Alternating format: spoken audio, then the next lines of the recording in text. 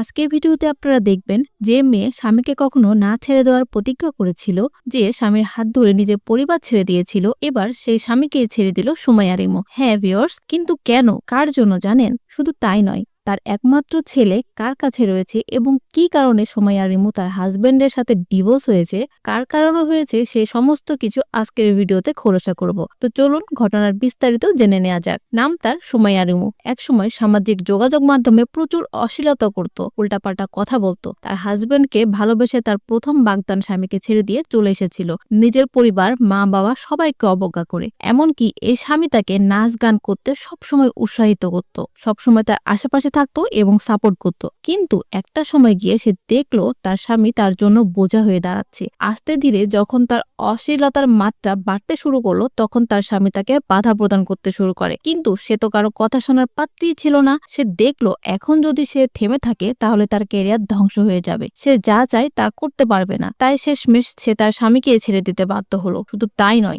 সম্প্রতি অনেকেই প্রশ্ন তুলেছে তার সন্তান কার কাছে রয়েছে। আর সে রুবায়েত ফাতেমা তনির মতোই স্পষ্টভাবে সবাইকে জানিয়ে দিয়েছে, আমার সন্তান আমার কাছেই রয়েছে, আমার কাছেই থাকবে। কিন্তু তার বাবা অর্থাৎ আমার এক্স যদি তাকে দেখতে চায় সে দেখতে পারবে, কারণ এটা তার অধিকার রয়েছে। অথচ এই সময়ের রুমু এখন তার হাজবেন্ডকে এক্স এক্স করলেও একটা সময় সে ইন্টারভিউতে গলা চওড়া করে বলেছিল সে তার স্বামীকে জীবনেও ছাড়বে না।